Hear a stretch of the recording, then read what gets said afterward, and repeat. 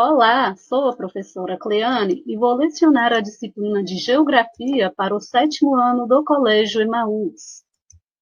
Turma, nesta aula eu vou iniciar com a correção das atividades que eu deixei na aula anterior. Número 1, explique o que é uma pirâmide etária. Explique a base, o corpo e o ápice. A pirâmide etária, gente, ela serve para nos mostrar, indicadores como a distribuição da população por faixa etária e por sexo.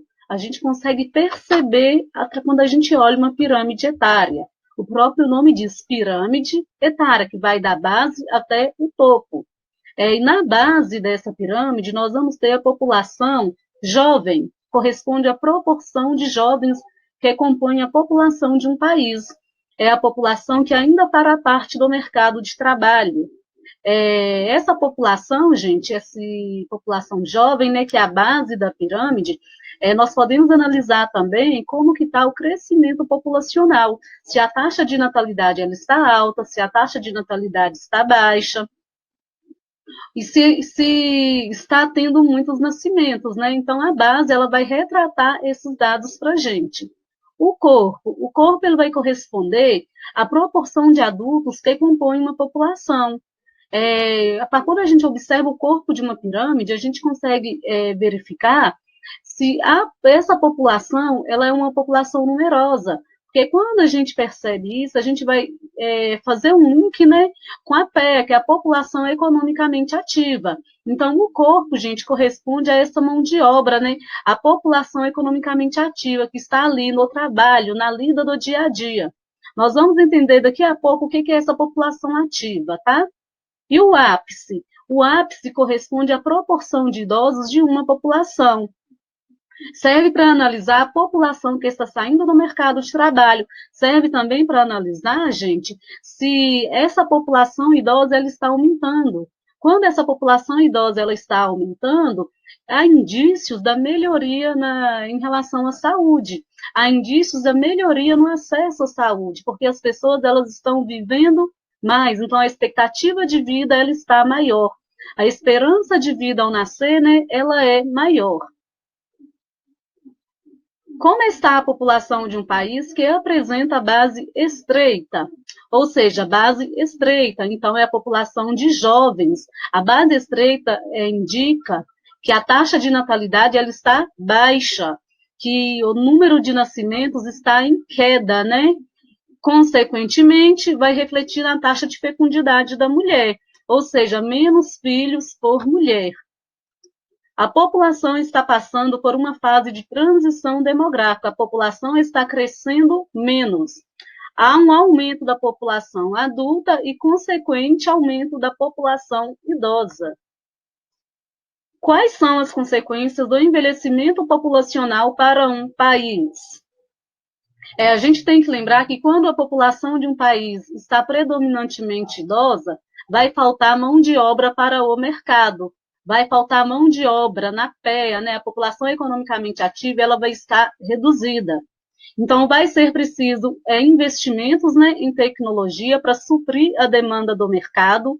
Em alguns casos, será necessário a contratação de mão de obra migrante, mão de obra estrangeira, e é preciso que o Estado faça investimentos em setores sociais para atender essa população idosa.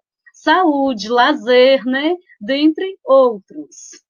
É preciso que essa população idosa tenha uma boa qualidade de vida, né, gente? Não adianta só envelhecer e envelhecer sem qualidade de vida. É preciso que essa população idosa tenha acesso ao lazer, tenha acesso à cultura, tenha acesso à saúde de qualidade. De acordo com a projeção do IBGE, qual é a estimativa para a população do Brasil em 2040? Essa projeção do IBGE, nós vimos ela naquela pirâmide etária de 2040. Lembrando que a projeção não são fatos concretos, é uma projeção com base na análise de dados. A projeção é que a população do país comece a diminuir, o que indica que a taxa de mortalidade é superior à de natalidade, ou seja, está morrendo mais gente do que nascendo. Então, a população deste país já está com crescimento natural negativo. Nascem menos pessoas do que morrem. Pessoal, nós vamos agora dar continuidade aqui com a matéria. A partir do livro também, tá? Deem pausa aí na videoaula, peguem o livro de vocês para poder acompanhar. A partir da página 62 no livro de Geografia. Nós vamos entender, então, o que é a PEA, que é a população economicamente ativa. A população economicamente ativa, gente, é aquela população que está ocupada, é a população que está trabalhando. Inclui também, gente, os desempregados que estão procurando emprego. E a população inativa é aquela população que não trabalha e que também não está procurando emprego. Qual que é a população que não trabalha? São os aposentados, que é a população inativa, são as crianças, né, que também não trabalham, e aquelas pessoas desempregadas, mas que não estão procurando emprego. Eles vão se enquadrar nessa população inativa. Essa população, gente, ativa, ela está distribuída pelos 3 setores econômicos.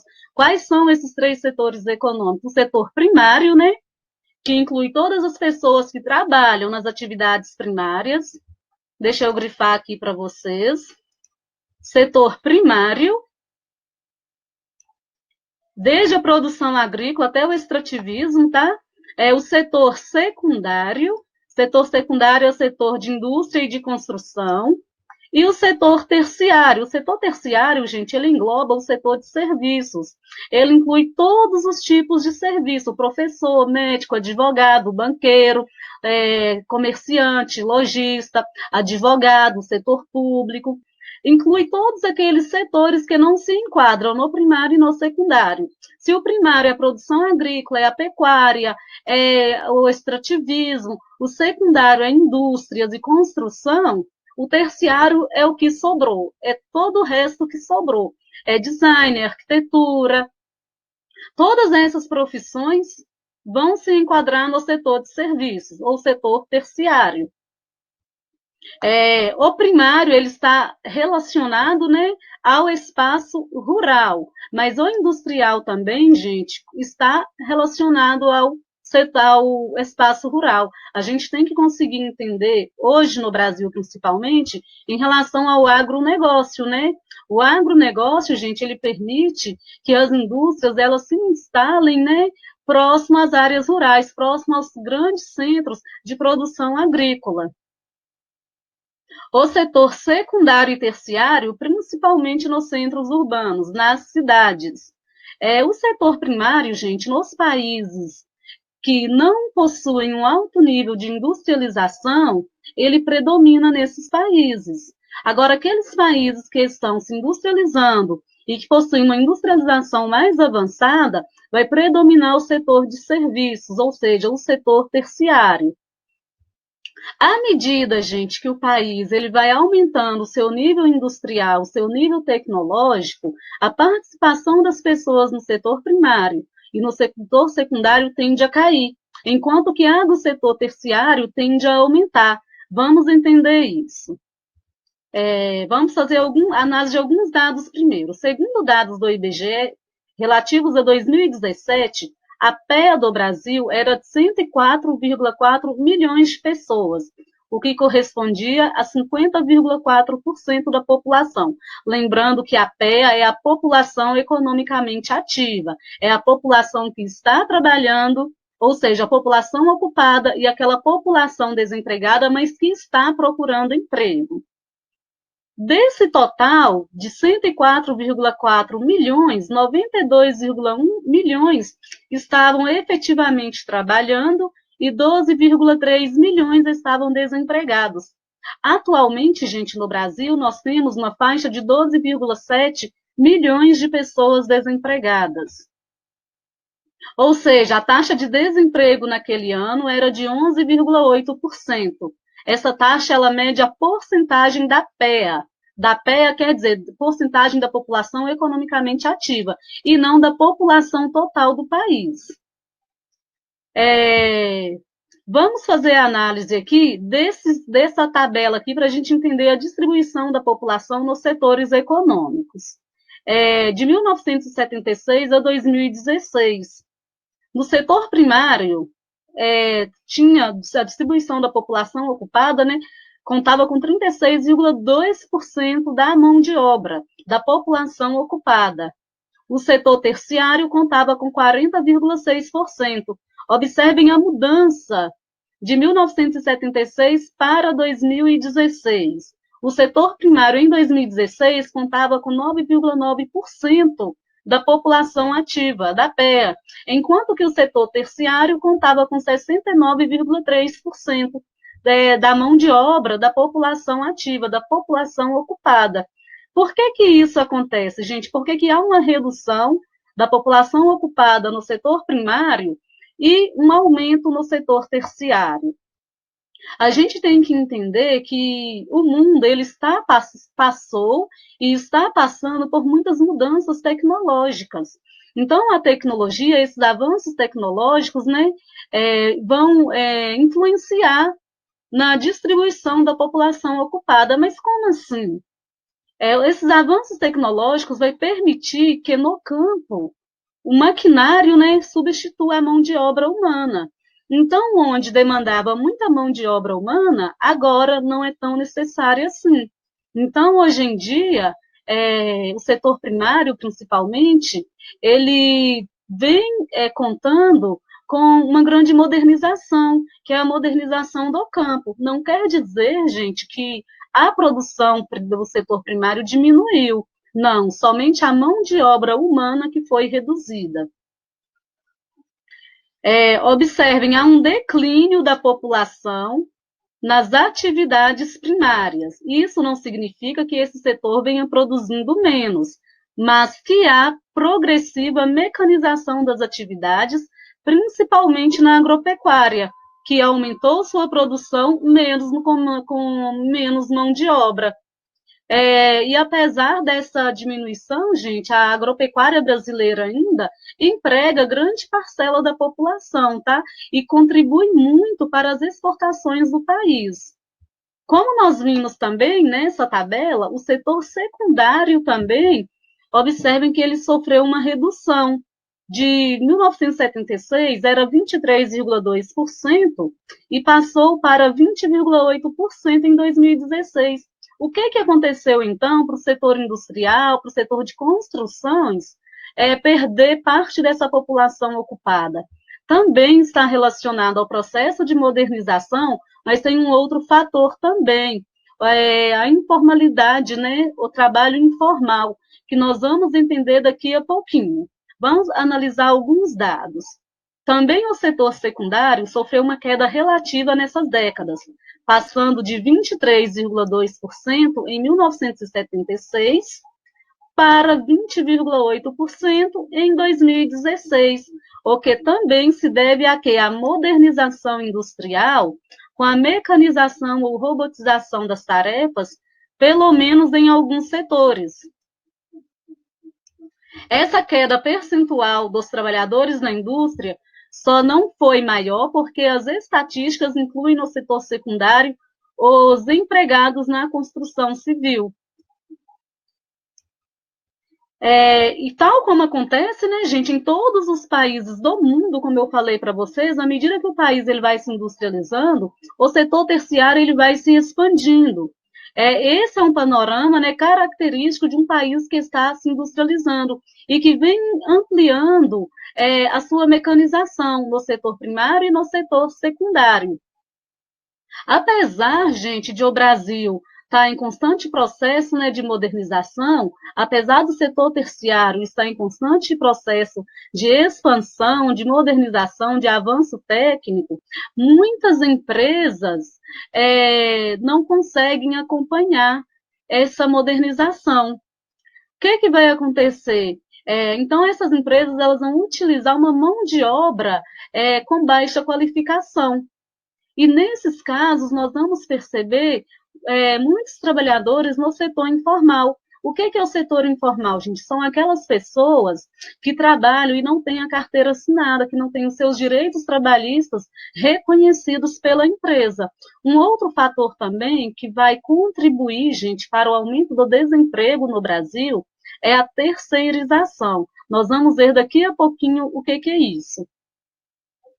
Então, o setor informal, vou grifar aqui para vocês, é aquelas pessoas que não são registradas, não são submetidas a encargos pagos por um trabalhador com registro em carteira e não possuem direitos como férias, descanso remunerado ou licença maternidade, entre outros direitos trabalhistas. Essas pessoas são aquelas pessoas que a gente vê na rua, que atuam no comércio ambulante. Tem as pessoas também que oferecem serviço e que não são, têm os seus direitos trabalhistas reconhecidos. Por exemplo, um encanador, né? Um pintor, são pessoas que estão no setor informal. Então, todas aquelas pessoas que não têm a carteira assinada, a carteira de trabalho registrada, que não têm alguns impostos como fundo de garantia e INSS recolhidos por uma empresa, que não faz direito à licença maternidade, a descanso remunerado, são as pessoas que trabalham no setor informal. São as pessoas que trabalham nas ruas e são os prestadores de serviço. E o trabalho informal ele é mais comum no setor terciário, que é o setor de serviços. No Brasil, gente, o índice de desemprego ele vem aumentando desde 1980. De 1990, para se ter uma ideia, nos anos 1980, a taxa de desempregados na população economicamente ativa era 5%. Em 2010, 7,1%. Em 2015, pouco superior a 8%. Em 2017, 11,8%. E agora, segundo dados do IBGE, em 2020, 12, em torno de 12,7%. Uma das consequências do crescimento das taxas de desemprego no Brasil foi a expansão do setor informal da economia. Um outro fator também que vai entrar nessa questão é a terceirização. A terceirização, gente, é quando uma empresa contrata outra empresa para fornecer alguns serviços. Por exemplo, tem um hospital particular. Esse hospital ele vai precisar de pessoas que façam a limpeza, certo? Ao invés desse hospital contratar pessoa por pessoa para fazer essa limpeza, o hospital vai contratar uma outra empresa que já possui uma equipe de pessoas que fazem este serviço. Então, repassado o serviço de contratação, né, para outra empresa. E nesses casos de terceirização, gente, embora a legislação que vigora fale que até na terceirização as pessoas precisam ter os seus direitos trabalhistas reconhecidos, em muitos casos, essas pessoas terceirizadas, elas recebem um salário muito inferior, muito mais baixo do que se elas tivessem sido contratadas diretamente. No setor informal, encontram-se pessoas que dedicam às atividades sem registro em carteira ou qualquer outra forma de vinculação com uma empresa ou com o Estado. Geralmente, elas estão desempregadas e não conseguem ou não querem atividades ou empregos formais devido à falta de qualificação ou ao excesso de burocracia e de impostos. E outra coisa, para as empresas, é mais vantagem contratar pessoas do setor informal, porque as empresas elas não vão ter gastos, né, com a folha de empregados, não vão ter gastos quando vão recolher impostos relativos a estes funcionários. Aqui nós temos alguns exemplos do que seriam esses empregos informais, essas ocupações informais.